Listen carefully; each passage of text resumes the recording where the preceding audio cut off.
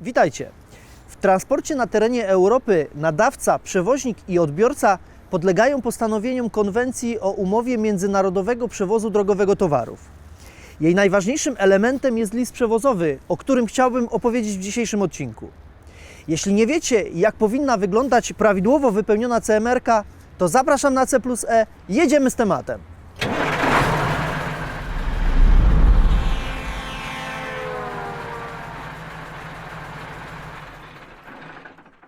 Dokument CMR jest dodatkowym dowodem zawarcia umowy przewozu. Składa się z 4 albo 5 kolorowych kartek, które są, tak jak tutaj, sklejone i wydrukowane na papierze samokopiującym. Dzięki temu można je wypełnić tylko raz i będziemy mieli dodatkowe kopie na pozostałych egzemplarzach. Czerwona jest dla nadawcy, niebieska jest dla odbiorcy, zielona jest dla przewoźnika, a czarna jest do celów administracyjnych. Czasem do dyspozycji mamy jeszcze 5 w kolorze szarym albo czarnym, którą na przykład można wysłać do firmy, żeby przyspieszyć rozliczenie usługi transportowej. List przewozowy spełnia kilka funkcji, z których warto sobie zdawać sprawę. Przede wszystkim jest, jak już wspomniałem, dowodem zawarcia umowy przewozu.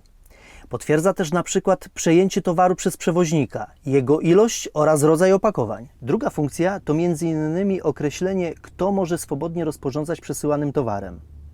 Na początku tym prawem dysponuje nadawca. Odbiorca nabiera je po otrzymaniu przesyłki wraz z drugim niebieskim egzemplarzem dokumentu CMR. Wtedy też wygasa prawo nadawcy. To tak w skrócie. Dokument CMR ma również zawierać konieczne do przewozu instrukcje dotyczące przykładowo sposobu, w jaki ma być dokonany transport.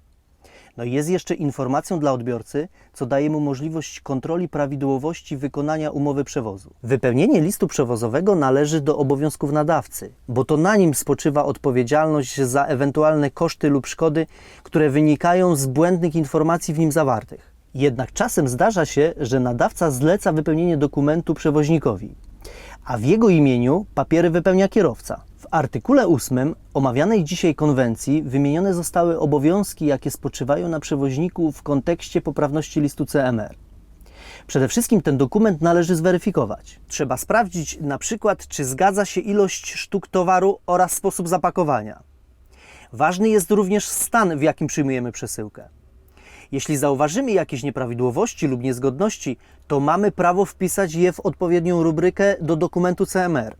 Ale o tym za chwilę. Dobra, zabieramy się za wypełnianie listu przewozowego. Kierowcę jako przedstawiciela przewoźnika powinny interesować głównie pogrubione pola, bo to je najczęściej wypełnia. Ale jak już wspomniałem, czasem zdarza się, że musi wpisać kilka innych informacji. Dlatego postanowiłem po kolei przejrzeć wszystkie pola. Oczywiście niektóre z rubryk są bardzo rzadko wypełniane, więc skupię się na tych, które kierowców powinny interesować przede wszystkim. Nazwa nadawcy nie wymaga wyjaśnień. Uzupełniamy ją dokładnym adresem oraz krajem. To samo w przypadku nazwy odbiorcy. Rubryka miejsce przeznaczenia jest potrzebna, gdy towar musimy zawieźć pod inny adres niż ten, pod którym funkcjonuje odbiorca. Ważne, żeby to było określone dokładnie, bo tylko wtedy mamy pewność dostarczenia towaru we właściwe miejsce. W rubryce 4 mają być miejsce i data załadowania. To jest ważne, kiedy przykładowo towar odbierany jest z magazynu i jedno z opakowań jest zniszczone. Wtedy odbiorca wie, do kogo może sobie rościć pretensje. Tutaj nadawca wpisuje informacje o istotnych dokumentach, które otrzymaliśmy razem z towarem. Mogą to być np. faktura albo specyfikacja ładunku. Dostarczenie kierowcy wszelkich dokumentów i udzielenie wyjaśnień należą do obowiązków nadawcy. Kolejna rubryka zawiera punkty od 6 do 9.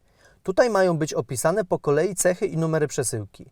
Ilość sztuk, sposób pakowania, no i rodzaj towaru. A tu pod spodem możemy wpisać informacje dodatkowe związane z transportem ADR.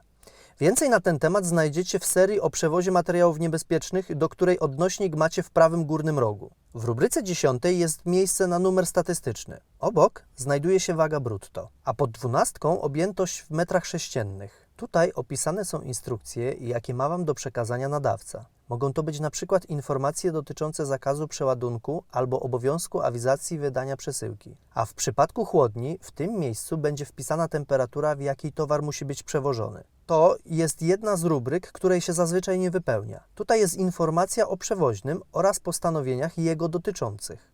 Tak samo jest z rubryką 15. Ta zapłata odnosi się właśnie do przewoźnego. Wracamy na górę dokumentu.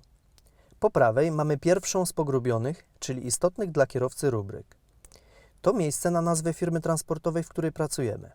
Trzeba też wpisać numer rejestracyjny auta.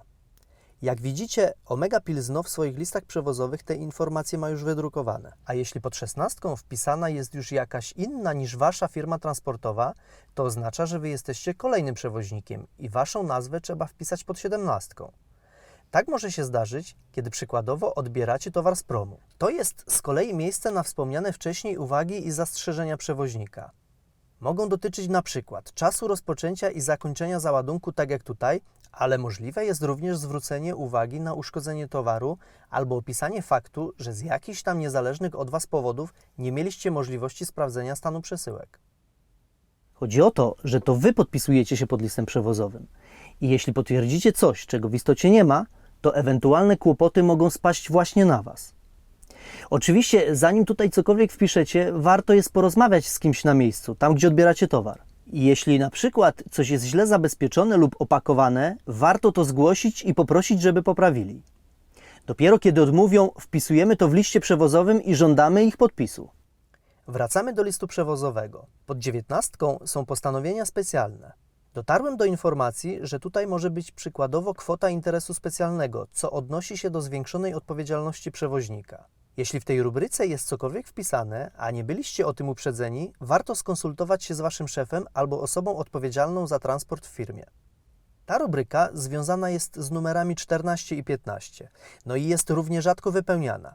Co ciekawe, pozyskanie wartościowych informacji na ten temat okazało się niezwykle trudne. Pewnie dlatego, że w praktyce z nich się nie korzysta. Tutaj ma być wpisana data wystawienia dokumentu CMR. Pod 22 ma być podpis i stempel nadawcy. Dalej podpis i stempel przewoźnika, czyli w praktyce kierowcy. Tutaj stempel jest wydrukowany. Wystarczy podpisać, ale pamiętajcie, że robicie to dopiero po sprawdzeniu towaru i opisaniu ewentualnych uwag. Na koniec, kiedy dowieziemy towar do miejsca docelowego, odbiorca podpisuje i przybija potwierdzenie otrzymania przesyłki właśnie w tym miejscu. Pamiętać należy, że sam stempel to najczęściej za mało. Trzeba wymagać również podpisu. Oczywiście różnie bywa, ale pewność, że wszystko jest ok, będziemy mieli dopiero wtedy, kiedy w tych rubrykach będą odpowiednie stemple i podpisy. Tak to wygląda w dużym skrócie. Komentarze są do Waszej dyspozycji. Zapraszam też do zapoznania się z wcześniejszymi filmami publikowanymi na kanale. Klikajcie, jeśli coś Was zainteresuje. Tyle na dzisiaj. Życzę szerokości C+E. Do zobaczenia.